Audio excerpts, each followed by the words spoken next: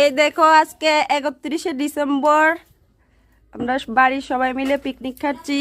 এখানে কাটাকুটি চলছে আর পিকনিক মিক্সচার হচ্ছে।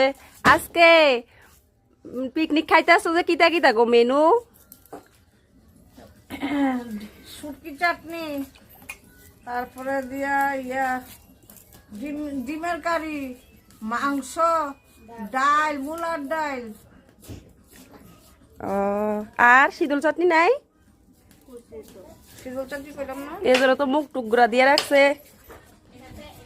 এখানে কাকিমণি জেঠিমণি ডিম সিদ্ধ করতেছে। আজকে মেনু কিতা?